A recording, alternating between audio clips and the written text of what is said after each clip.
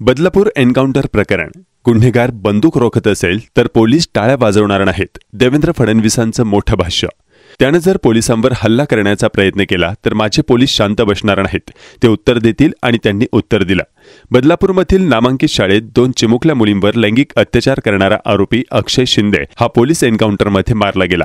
मुंब्रा बाह्यवळण मार्गावर पोलीस वाहनातच झालेल्या गोळीबारात त्याचा मृत्यू झाला. पण आता हे एन्काउंटर ठरवून करण्यात आल्याचा आरोप केला जातोय. अक्षय शिंदेच्या पालकांनीही तसाच दावा केलाय.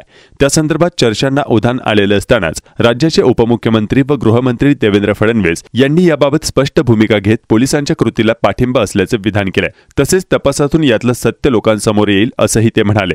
देवेंद्र फडणवीस यांनी मीडियाशी सविस्तर मुलाखत दिली. या मुलाखतीमध्ये त्यांनी राज्यातील राजकीय घडामोडींसंदर्भात विचारण्यात आलेल्या प्रश्नांवर भाष्य केलं.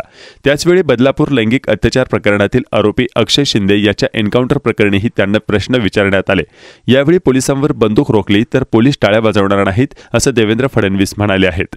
आमचा एन्काउंटर पद्धतीवर विश्वास नाही. देवेंद्र फडणवीसांनी यावेळी त्यांचा एन्काउंटर पद्धतीवर विश्वास नसल्याचं स्पष्ट केलं. पहिली गोष्ट म्हणजे आमचा एन्काउंटर पद्धतीवर विश्वास नाही. माझं म्हणणं आहे की कोणत्याही न्याय प्रक्रियेत कायदा पाळला गेला पाहिजे.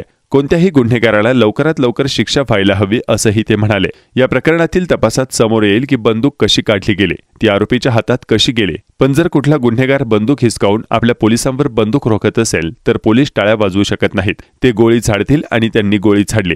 त्यांच्या संरक्षणासाठी त्यांनी बंदूक चालवली.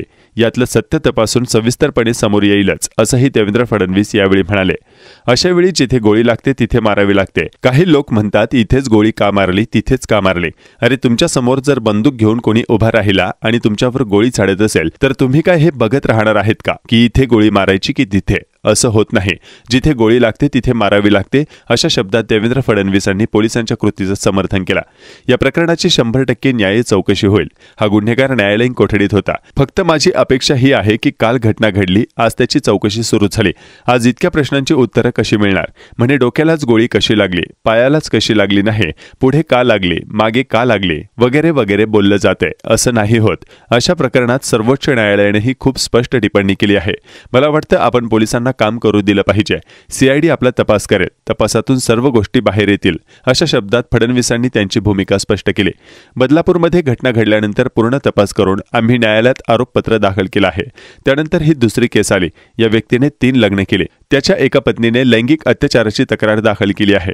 त्या संदर्भातही नवीन चौकशी चालू होते. मला वाटतं जर कुणाला नियोजन करूनच एन्काउंटर करायचं असेल तर तो लगेच करेल. लोकांचा राग आहे तेव्हाच करेल. एवढा वेळ गेल्यानंतर कोणी नियोजन करून या गोष्टी कशाला करेल असा सवाल देवेंद्र फडणवीसांनी केला. पोलिसांवर त्यानं गोळी झाडली. तो गुन्हेगारी वृत्तीचा माणूस होता.